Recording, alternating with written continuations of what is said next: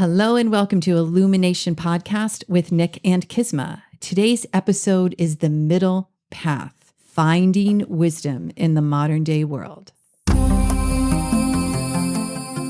Welcome to the Illumination Podcast with Nick and Kisma, bringing you ancient wisdom for modern day success so that you can sparkle just a little bit brighter each and every day. If what you hear speaks to your soul, go ahead and give us a rating and a review in iTunes. You can also find us on SoundCloud and Stitcher. And hey, if there's somebody in your life that you think would enjoy this podcast, go ahead and share it with them. Well, hello, Nick. Hello, Kisma. How was your week? Busy week.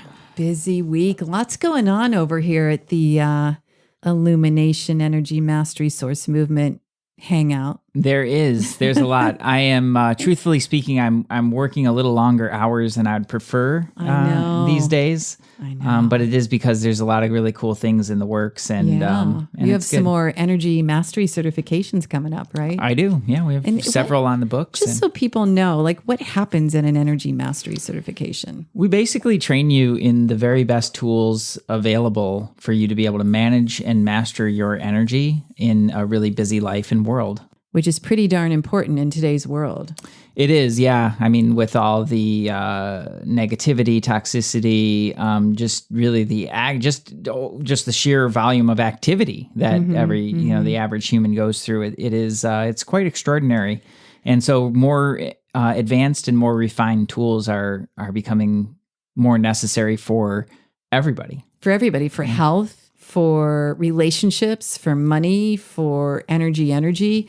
I think it's pretty cool too. We're getting some really cool students, like doctors are doing this, lawyers are doing this, teachers are doing this, entrepreneurs are doing this, because it's kind of like, every day we take a shower, we scrub our bodies, we take a shower. But when was the last time people cleansed their energy field? Energy hygiene. Oh, man. Yeah. And that seeps into the physical body. It seeps into the mental body, the emotional body. It's crazy. So it's been really cool. And it's really cool to see it picking up and to have this as part of our thing going out there into the world. Well, I'm obviously really excited and really passionate about it, and working on a lot of different pieces to allow people a way in. So, like I said, it's been working a little longer hours than I prefer, but all for really good things, and I'm really enjoying it. Yeah. So it's cool. It's been a good week. A good weekend. We get to go see our buddy Elizabeth D'Alto tomorrow night for dinner. I'm very excited about that. If you've not heard the podcast with Elizabeth D'Alto, go find it. It's probably Wild Soul Movement or Elizabeth. She's our special guest, and she's awesome. Yeah, it's back there somewhere. Yeah, we get to hang out with her. So. Yeah. The middle path. This is something that we came upon when, again, this podcast is still related to our trip to India in December. And the middle path was really a cool lecture that was taught to us and something we've been studying. And I know it was really important for you to bring this out into a podcast. Well, for a couple different reasons. The middle path the middle way is a Buddhist teaching that talks about extremities. You know, like, you go too far to one way in indulgence, or you go too far to the other way in repression or that, and then it's like neither way is the way, So this is modeled in Buddha's life, and but it's something that's come through in those teachings and in many teachings, right? But what I've found is that it's actually one of the most misunderstood teachings that there are. Oh, interesting, right? So those good ones do get misunderstood. They do, yeah, they really do, because they get perpetuated. They get perpetuated, and then there's a whole bunch of like attachments and things, and just misuses and abuses, and nasty stuff. It's like the game of telephone, where it's cool that it gets perpetuated and people are talking about it, and it is a conversation, but just like the game of telephone, the more and more times it gets translated, the more and more like Xerox copy, that it tends to lose the real essence of the teaching, which is actually very profound and really quite simple, not necessarily easy to apply. Oh, okay. Okay. Well, where do we start, and how will this help our listeners? This will help people to maintain more peace in everything that they do. Peace is good, people. Peace is good. And it will also speed up the decision-making process if properly applied. Can I clarify a little bit? Because peace is like that word. Oh, we need peace in our world. We need peace in our schools. We need peace in our communities. All of this is true. But it also, when you take the word peace and start like an insertion point of just from in your thoughts. So think about how many times people are having agitated thought flows, right? Chaotic energy, or their words are discombobulated simply because they cannot think clearly because of the lack of peace in their thoughts. So then they can't communicate. Next thing you know, there's a disagreement. So peace is just like it's like the seed, and then it blossoms, and it's amazing. It allows, like you said, clarity and faster decision making, less stress in your life, less overwhelm. Yeah. That again is another word that gets misunderstood a lot as well. But it's, I think for every person, regardless of what your idea of peace is, this will apply to that. Yes. To help create more calm, more equanimity, if that's the way that you look at it. But that's a good word. But yeah, it's the middle path or the middle way. Yeah. Okay. And it's also important because it's kind of an extension of the last podcast that we did. We talked about work-life balance. Yeah. And it's sort of an extension and a little bit of a deeper layer to that. So I'm pretty excited to talk about it. All right. Well, let's dive in. So as we said, it's Buddhist teaching, and that gets widely misunderstood. But the reason that it's important is because every moment of every day, every single human being is faced with the dilemma of choice. Do I do this or do I do that? Do I go this way or do I go that way? Like, what do I do? What do I choose in this moment? Right. And that is a fairly unique, like, human challenge. Exactly. Because we are gifted with the intellect in order to make that choice. And just so our listeners know, if you've listened before, you've heard us talk about intellect. It is not intelligence. It is separate. It is. Yeah, we're actually going to talk about that in a little bit more depth. Cool. But yeah, it's our opportunity to choose and guide our own lives. And so at any given moment, every single one of us is a victim of our circumstances, in the sense that whatever we've done and all the choices and actions that we've taken up until this moment have led to the exact circumstances that we find ourselves in. So in that sense, you can't do anything about it, except that you can identify with your choice and make new choices moving forward. And every moment of every day, you have that opportunity to choose. Right. So the real question becomes, well, on what basis do you make these choices? Okay. And that really is the crux of the conversation. Can you give an example? Well, in this context, one of the biggest things that we all have to deal with in some way, shape, or form is money or wealth. Okay. Right. So this has way more to do with how you relate to these things, say like wealth, in order to find more peace and equanimity with it. Wow, it's interesting we're bringing up money in an ancient Buddhist teaching. Yeah, but I mean, I get it. Money's a great energy of the earth. So if we can solve that, people are going to be a lot happier. It's an energy. It's changed forms over time, but wealth to them, what was wealth to them would not be necessarily wealth to us these days, but it was an energy of wealth. Right. And it's just changed forms. And now it's actually back into its energetic form via electronic banking and all of that, which some people are having a really tough time with. Yeah. And a lot of people are buying gold. A lot of people are buying gold. Buy that gold. So anyway, it brings us back to the dilemma of choice and how we relate to those choices and how we make those choices. So just the topic of wealth gets confusing for people in the sense that, okay, well, I know that for many people, I think many of our listeners, well, wealth isn't the most important thing in my life because I know that there's more to living than wealth. And I've been told a million billion times that, well, money don't buy happiness. So, but I still need it. Yeah. Right. So do I go after it or do I not go after it? Where do I put my focus? Like what do I do about that? So what would be the middle path? I see. So there's not this crazy frenetic energy going after money. And then there is as well not a complacency as like, oh, I don't need money. And then you ignore your finances. And next thing you know, you're in a bit of a pickle. Well, yeah, and it can also really ignore your true nature of the nature of who you're at right now, as far as like, do you have a desire for wealth, and what is the degree of your desire for wealth? So if you have a desire for that, yet you're following a teaching that says you're not supposed to have that or whatever, well, that's going to create a real problem. Right. So it's like, where is that middle path? Right. You know, that's why this is an important conversation, because there's confusion around how do I relate to these things, and how do I go about manifesting this in my life, right? So with wealth, you've got two ends. With all of them, you've got two ends of the spectrum.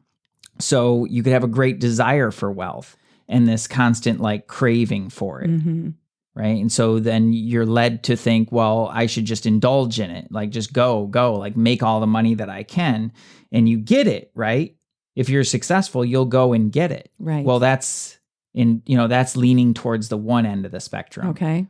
And then there's the other end of the spectrum that says, well, money's not important, and it's actually not spiritual. So you should not have money. Okay. And just because, but what's interesting is, so then you go and you don't have money. Well, on that end of the spectrum, just because you are attempting to give up your desire for wealth, it doesn't actually give up the need for wealth to function in the world. So then you're either in poverty or you're in luxury, but neither has real peace. Okay. Necessarily, they have a different set of problems. They have a different set of problems, especially dependent upon the attitude towards them. Exactly.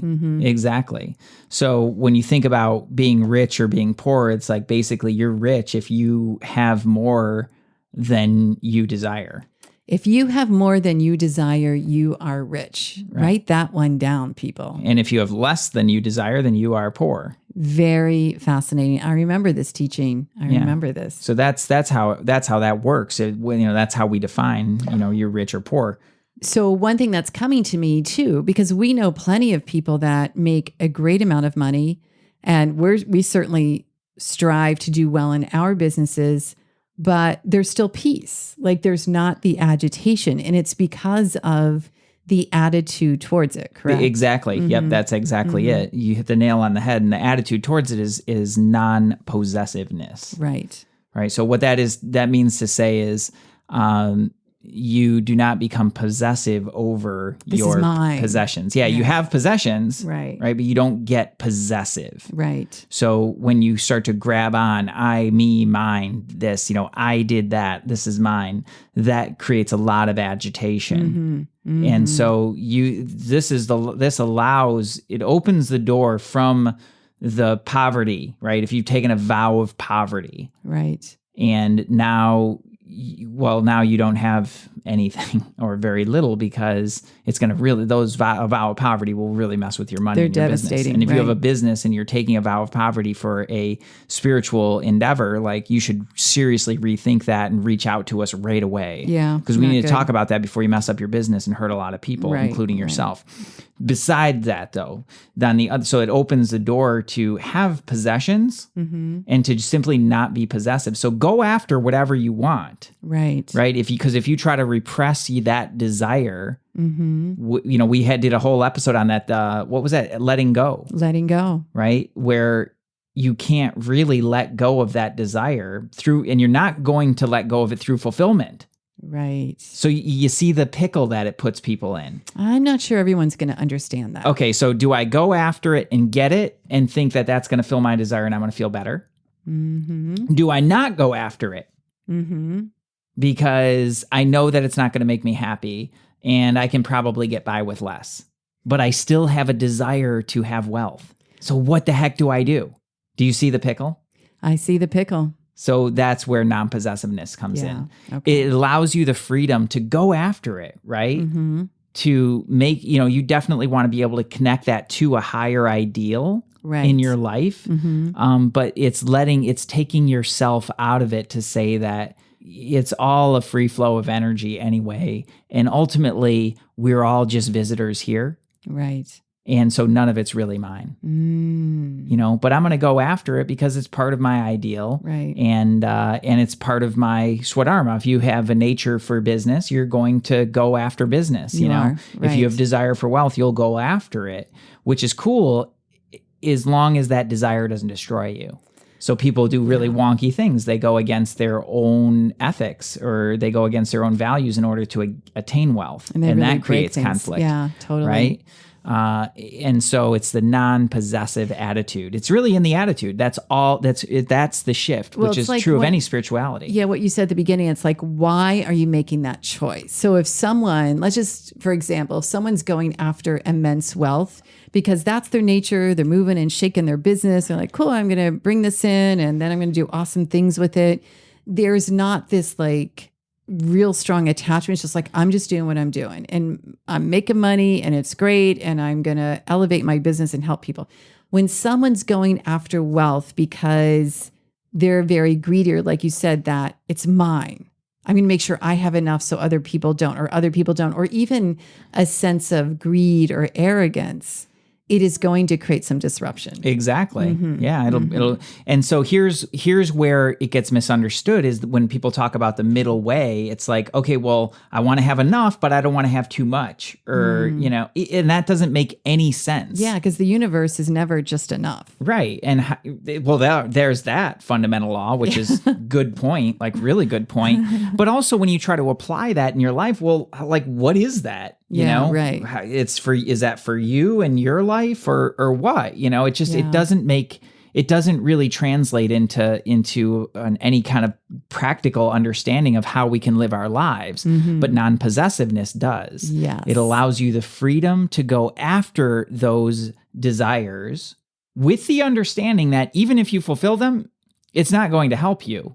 Right? Other than the fact that you have a desire for it and you're going after it. That's your direction in the world. Right? But it allows you the freedom to do that without all this wondering about, well, is it about the wealth or not? It's really not about the wealth. It's about your attitude towards it. Yeah. That's the middle way. And I think it's your attitude. It's your attitude. And just imagine if the attitude is that, it's very freeing, and taking action will be so much easier. Yeah, exactly. Because there's not an attachment, there's not worry, there's not overwhelm, there's not this like stress. There's like, boom, let's go, let's do it, because this is what I'm doing right now. Right. Yeah. Yep. Exactly. Cool. Exactly. Cool. And Shakespeare put it really beautifully. He said, "Rich, not gaudy."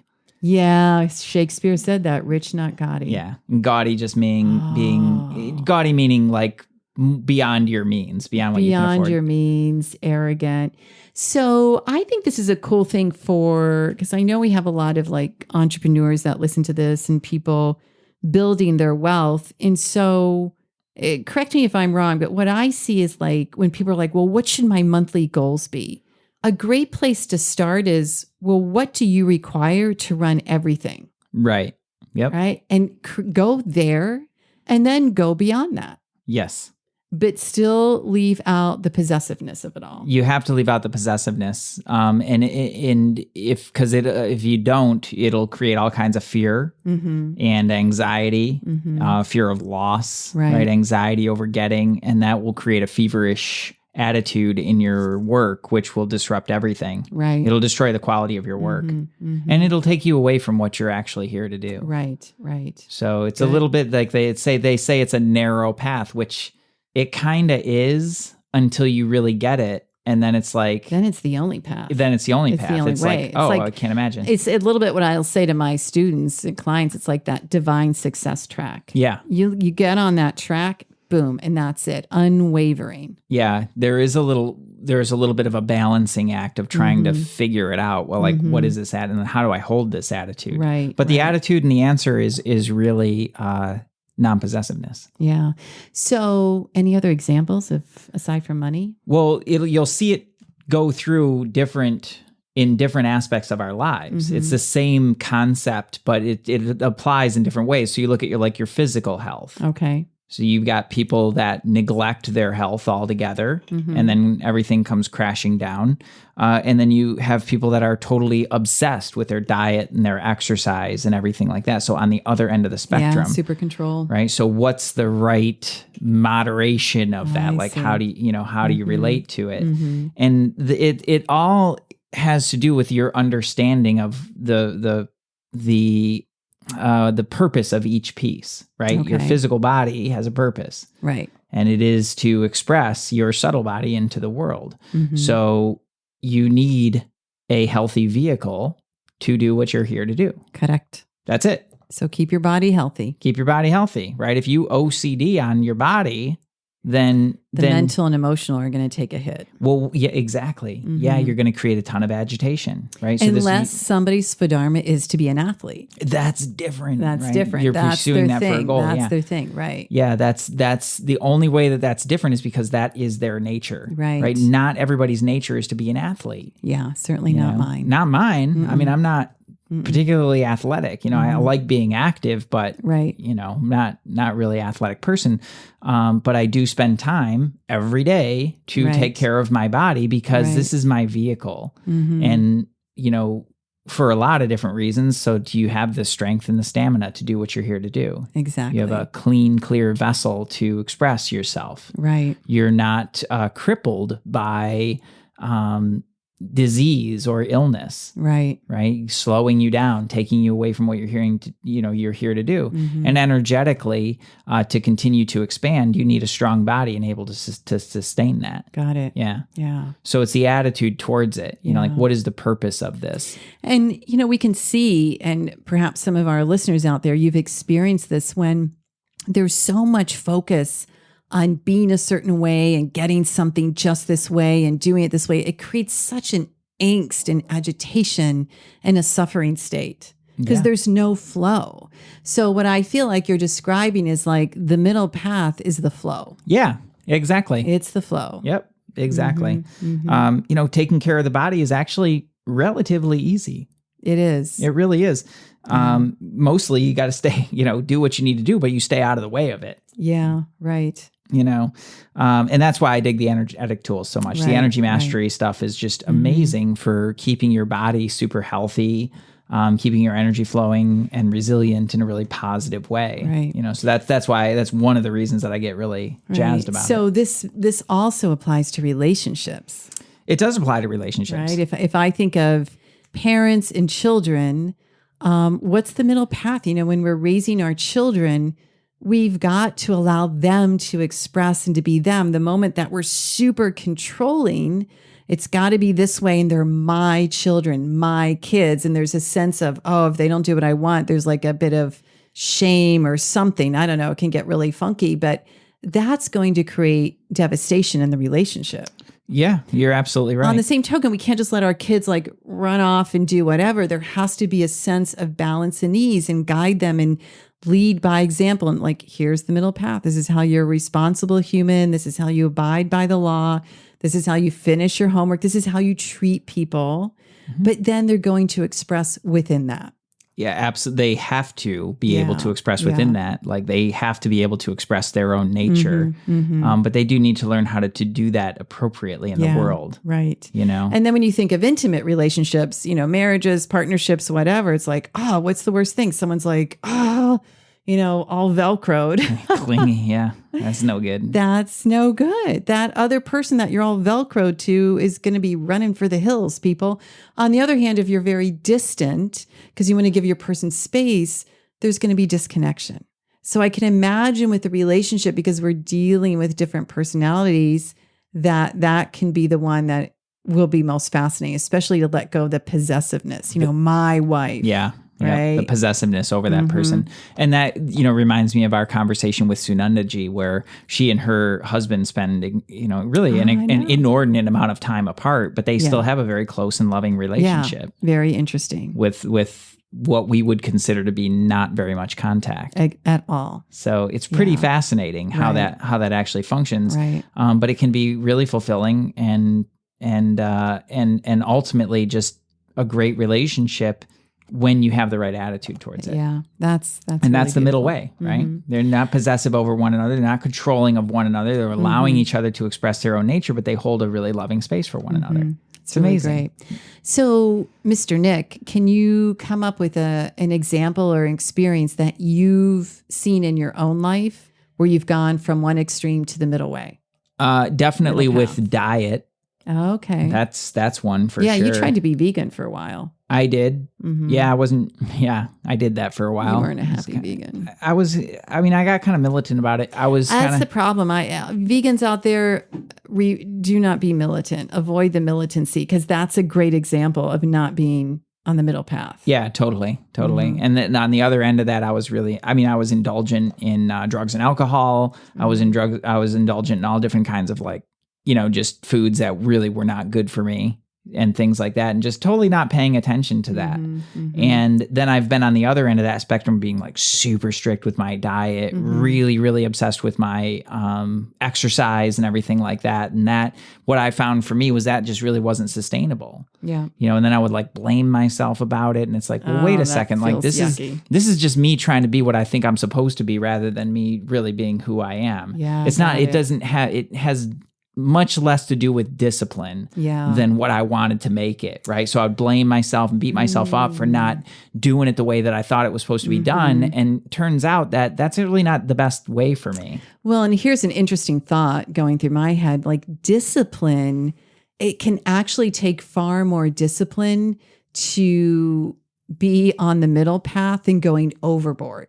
Right? We think, it takes so much discipline to work out, but it actually takes so much discipline to really navigate life in this beautiful flowing way without being attached to one extreme or the other. Yeah, the discipline of restraint, which is actually where the enjoyment comes from, ironically. Yeah, because if you don't have it all the time, you really enjoy it. Absence makes the heart grow fonder. Aww. It's true. It's lovely. Yeah. So any tips for our peeps out there? All kinds of tips. It's to examine, number one, where you have confusion about this. Okay. And you're going to see whenever you have a red flag about something, wherever you're unclear on a goal or unclear about what you need to be doing in a certain area of your life, then you definitely want to start to really examine, well, where am I becoming possessive? Where am I, kind of missing the point of my attitude towards this? Where have I not put this in its right place, and priority? Got it.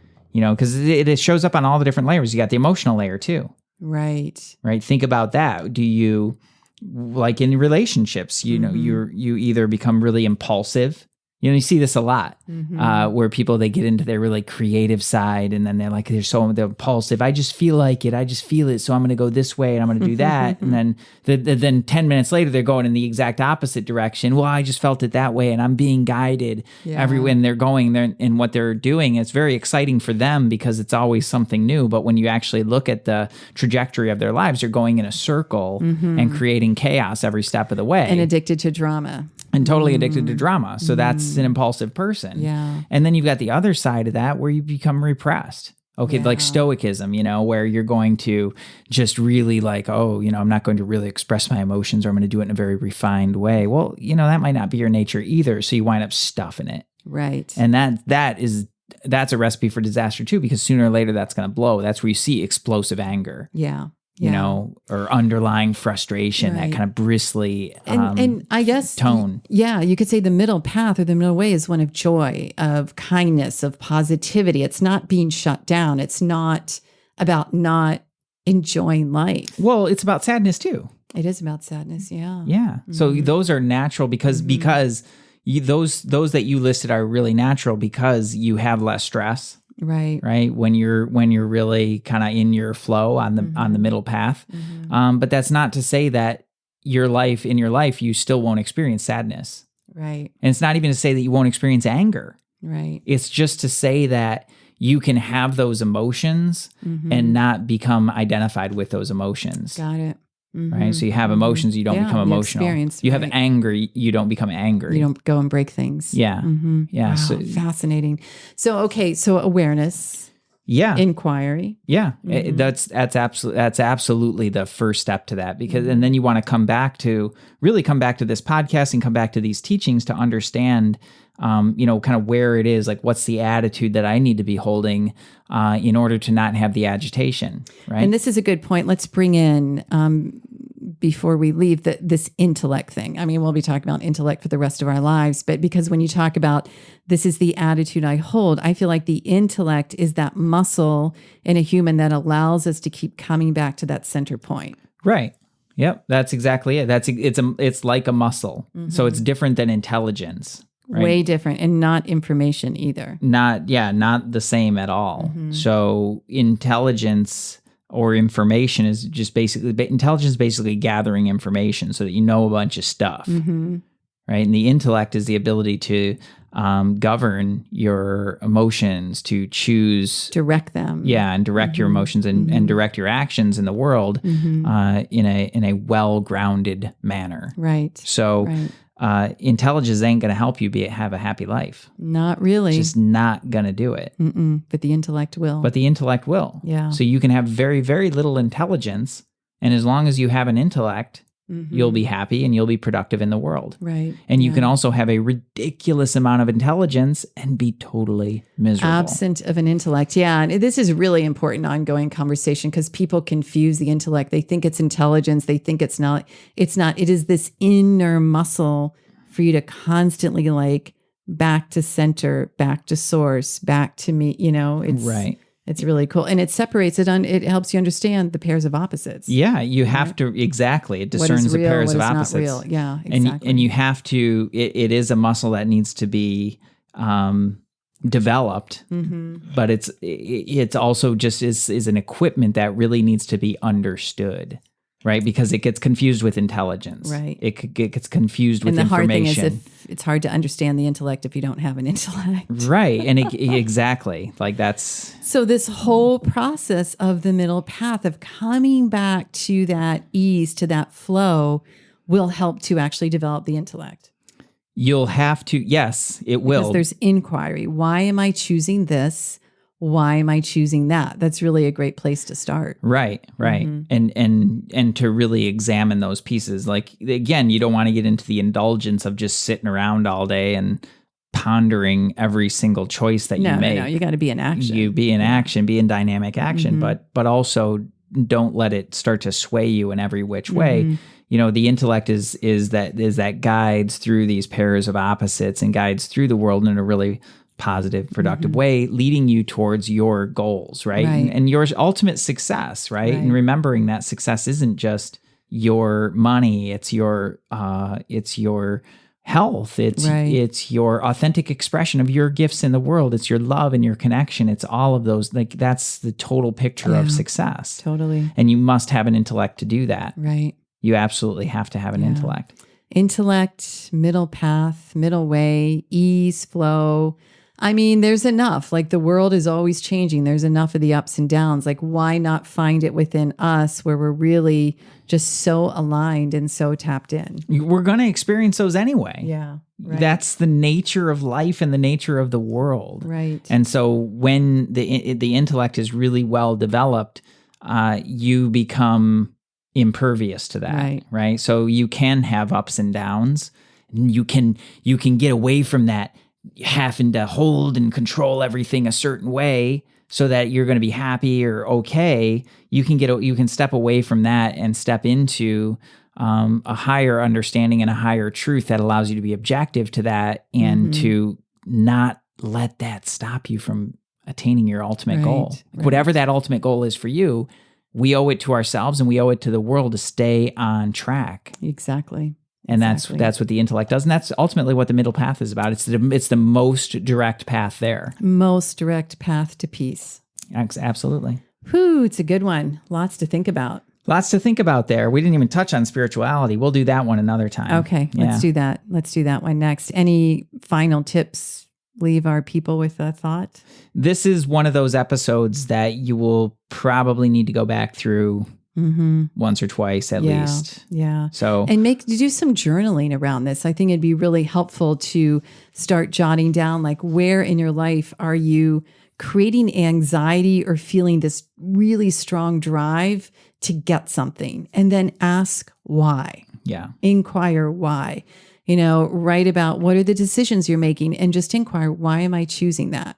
It's just like that. And only we can't answer that for you. So when we start by inquiry, then the intellect starts to develop, and then you start to see either a pattern or a way of being, doing, and having. And if nothing else, the next time you go to make a choice, you're going to stop and say, well, why am I choosing that? Which is a pretty cool way of having insight and awareness. Yep. Catching yourself in the act. Catch yourself in the act, Yeah. people. And you bring up a great point with that as far as advice is concerned, because how this expresses in your life and in the specific circumstances of your life it will be unique to you. Right. So really taking the time to discern and look and explore about, how does that relate to you? Love it. Yeah. Great stuff. Thank you for that nice little segment there. Yeah. Good times with the middle path. And to our listeners, we love you dearly. Please share this episode with someone that you love if you think it would help them. And if you could give us a little rate, review, and download over there on iTunes, that would be awesome. And check out Energy Mastery. We'll put it in the show notes. If you're interested, there'll be an application you can click, fill it out. It'll go on over to Nick and you can learn more about mastering your energy for the rest of your life. Awesome. See you soon. Peace. Namaste.